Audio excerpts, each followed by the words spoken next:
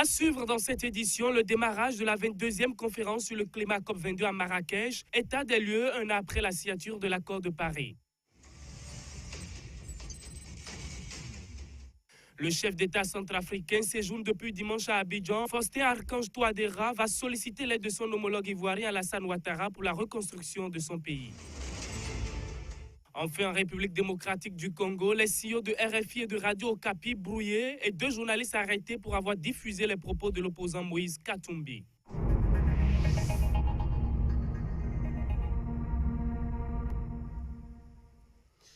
Mesdames, Messieurs, bonjour et bienvenue dans cette session d'information sur l'africaine des télés, Une Africa TV.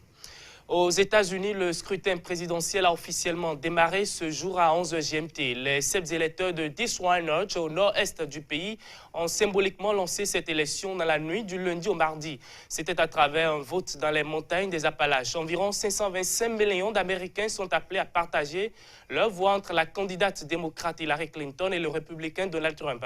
Et puis à ce sujet, suivi à partir de 21h GMT sur les antennes de Une Africa TV, la nuit électorale américaine. La 22e conférence des partis sur le climat COP22 a démarré ce lundi à Marrakech, au Maroc. Un an après la signature de l'accord de Paris pour lequel 195 pays se sont engagés. Où en est le combat contre le réchauffement climatique? Élément de réponse dans ce reportage signé Christelle Degotor.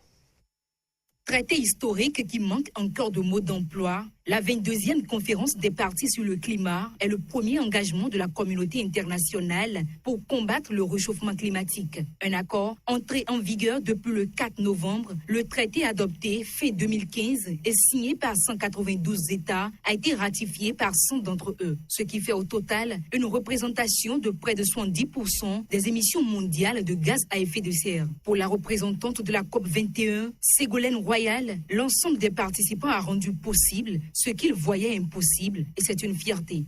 C'est un moment de fierté et d'émotion, de fierté parce que le seuil des 100 pays qui ont ratifié l'accord de Paris vient d'être franchi. Donc ce qui était impossible est devenu possible, et ça c'est vraiment le signe d'une accélération de la transition énergétique.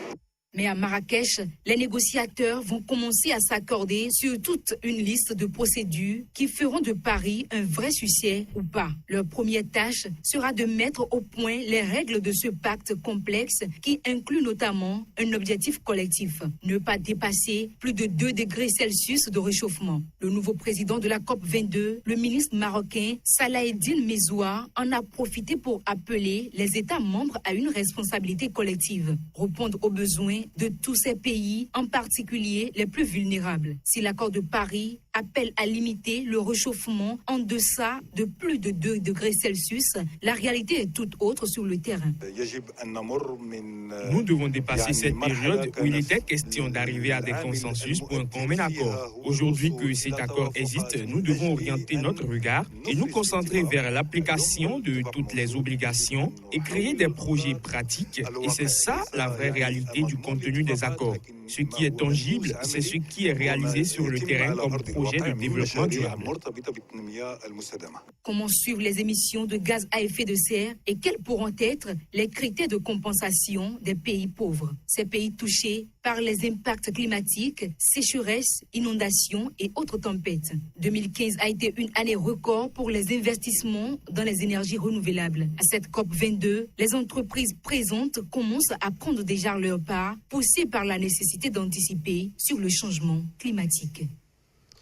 Le président centrafricain Faustin Archange Touadéra est en visite officielle depuis dimanche à Abidjan. La recherche du fonds pour la reconstruction de son pays reste la principale raison de ce voyage. Le récit de Florine Zunji. La République centrafricaine est en phase de reconstruction. Après 3 années de conflits et de violences entre chrétiens et musulmans, le calme revient petit à petit dans le pays. La visite du président Faustin Archange Touadéra en Côte d'Ivoire s'inscrit dans cette démarche de relèvement du peuple centrafricain. Il a présenté au palais présidentiel à Abidjan sa vision de la sortie de crise de son pays et demande de l'aide aux bailleurs de fonds. La crise que la centrafricaine a connue et qu'on a voulu transformer en une crise confessionnelle est d'abord un problème de sous-développement. Et donc, avec, disons, l'apport de certains partenaires, ça pourrait nous aider à régler, disons, ce problème, à aider aussi au relèvement du peuple centrafricain. La France a décidé de retirer donc la Sangaris, mais nous a rassuré que 200 à 350 hommes resteraient en Centrafrique, qui appuierait donc la MINUSCA. La République centrafricaine sort d'une crise sérieuse. Nous suivons l'actualité. Nous-mêmes, nous avons connu une crise pendant de nombreuses années. Et donc, ce sera l'occasion d'échanger notre expérience avec vous et vous dire comment, par étapes, nous avons pu surmonter cette situation post-crise pour que la Côte d'Ivoire connaisse enfin la paix.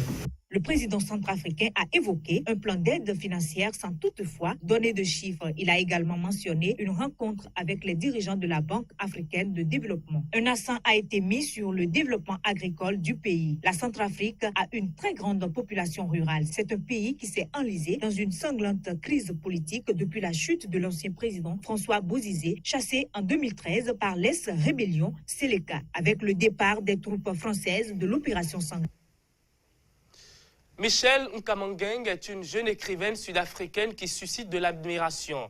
À 7 ans, elle est déjà auteure d'un livre et constitue un modèle pour les enfants de son âge. France Kadja nous amène à sa découverte. C'est une surdouée. Michelle Nkamangeng est sans doute la plus jeune écrivaine africaine. Elle n'a que 7 ans et déjà, cette fillette sud-africaine est auteure d'un livre, Waiting for the Waves, ce qui signifie en français « En attendant les vagues ». I feel happy, excited. Je me sens très heureuse, excitée et fière de moi-même. Quand j'ai fini mon premier livre, je l'ai donné à ma mère. Mon père était à l'étranger, alors ma mère l'a appelé et lui a dit « Ta fille a écrit un livre, ça s'appelle En attendant les vagues ». Et mon père a répondu « Je n'y crois pas ». Elle me l'avait dit en vacances, mais je n'y crois toujours pas. Laurentine Kamangeng, sa mère, ne croyait pas non plus au talent de cette gamine très précoce. Quand elle a reçu des mains de Michel le manuscrit du livre, il y a environ 1 an, elle s'est empressée de le ranger dans la bibliothèque familiale. Je suis bouleversée. Ce n'est pas facile pour une maman d'avoir une fille de 7 ans qui a écrit un livre à 6 ans. Surtout sur le continent africain, ce n'est pas commun. C'est rare. Elle adore lire, mais l'écriture, ça ne m'était pas venu à l'esprit. C'était un choc. Et quand vous êtes sous le choc, vous ne savez pas quoi dire. Vous êtes sans voix. Il a donc fallu que la petite Michelle emploie la manière forte pour voir son rêve devenir réalité. J'ai dit à ma mère, si tu ne publies pas ce livre, je n'écrirai plus jamais de livre. I will never write books again. À ces mots, Laurentine a vite fait de débourser 100 000 rands, soit 6 600 €, pour publier le livre et faire sa promotion. Waiting for the Waves est un livre qui raconte l'histoire de Titi, un personnage similaire à Michelle elle-même, qui surmonte sa phobie des vagues. Ce livre d'une 50aine de pages, de format A4 plié en 2, a été illustré par une artiste sud-africaine. 3 destinations pour le compte de l'Afrique en bref de cette édition, la Côte d'Ivoire, le Maroc et la Somalie, où des affrontements entre forces armées des provinces de Puntland et de Galmudug ont engendré un bilan très lourd le week-end dernier. Childéric Carlos Sessou.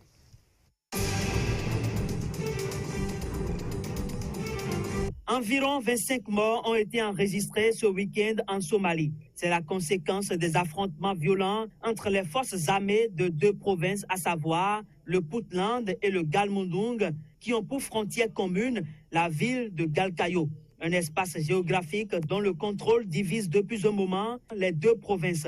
Plusieurs affrontements ont eu lieu avec à la clé des bilans très lourds. Malgré le cessez-le-feu signé le 1er novembre dernier à Dubaï, ces 2 régions sont loin de faire taire les armes.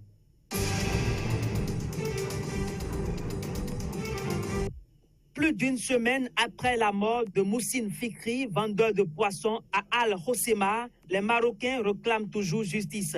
Dimanche, près d'1 millier de personnes étaient dans les rues de Rabat pour protester contre ce qu'ils qualifient d'arbitraire et réclamer justice. Alors que Moussine Fikri essayait de sauver son étalage constitué d'espadons, une espèce de poisson interdite et saisi par la police, il a été écrasé par une benne à ordures. Les premières enquêtes ont déjà permis l'interpellation de 11 personnes.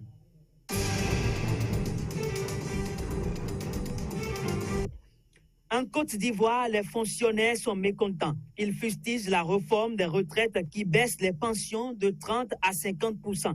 Pour se faire entendre, les fonctionnaires comptent faire recours à des moyens de pression sur le gouvernement. Lundi, Théodore Nyanya Zadi, responsable de la plateforme des organisations professionnelles du secteur public, regroupant 50 syndicats de la fonction publique, a annoncé une grève de 112 heures qui démarre ce mardi.